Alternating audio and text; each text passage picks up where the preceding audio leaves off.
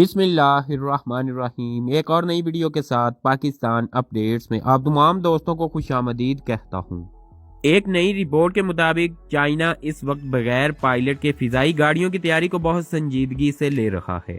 China کے اس programme کے تحت بغیر پائلٹ کی فضائی گاڑیوں یعنی ڈرونز کا بیڑا تکنیکی طور پر امریکن ہتھیاروں سے بہت بہتر ثابت ہو سکتا ہے، اور یہ امریکن طیارہ بردار بحری جہازوں پر حملہ کرنے کے لیے بھی، خاص طور پر ایک بھیڑ کی شکل میں ایئر کرافٹ کیریئرز پر حملہ کرنے کے لیے انتہائی خطرناک ہتھیار تصور کیا جا رہا ہے۔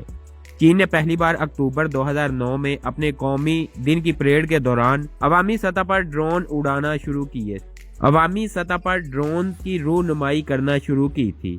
تب سے اس نے 2011 تک کم از کم 280 UAVs کا بیڑا تیار کر لیا، جو انٹیلیجنس، نگرانی، جاسوسی، سٹرائک مشنز اور الیکٹرانک جنگی مشنز کے لیے استعمال کیے جا سکتے تھے۔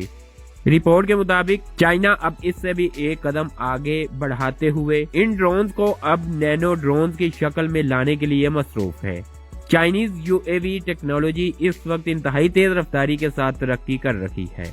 رپورٹ میں کہا گیا ہے کہ اب اس بات میں کوئی شک نہیں ہے کہ چین پہلے ہی ان ڈرونز کی مدد سے فضائی ٹیکنالوجی میں امریکن صلاحیتوں کو بھی پیچھے چھوڑ چکا ہے، اور آنے والے وقت میں وہ یقینی طور پر اس ترقی میں امریکہ سے کہیں زیادہ آگے نکل جائے گا۔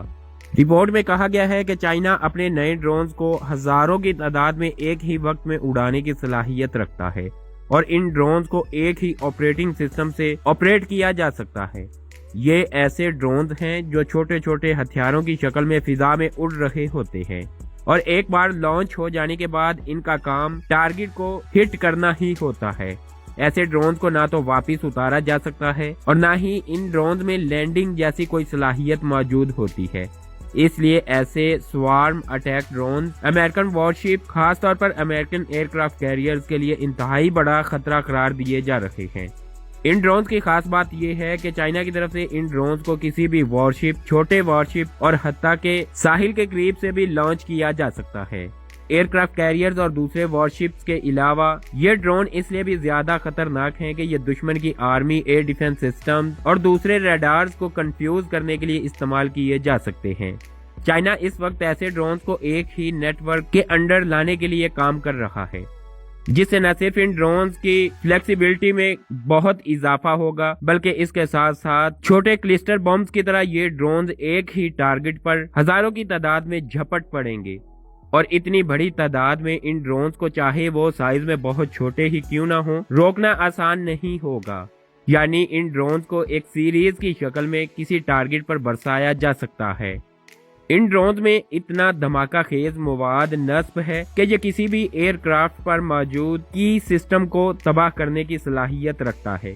یعنی مسلسل ایسے ڈرون کی کسی بڑے وارشپ پر بارش اس وارشپ کو اگرچہ سمندر میں ڈمونے میں ناکام ہی رہے، لیکن یہ ڈرونز اس شپ پر موجود تمام سسٹمز کو ایک ہی وقت میں ناکارہ کر دیں گے۔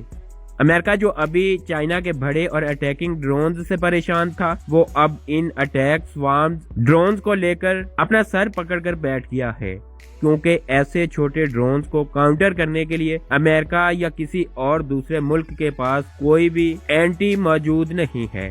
آج کی اپڈیٹس میں اتنا ہی۔ مزید اپڈیٹس کے لیے چینل کو سبسکرائب کیجیے۔ اپنا خیال رکھیے۔ اللہ حافظ۔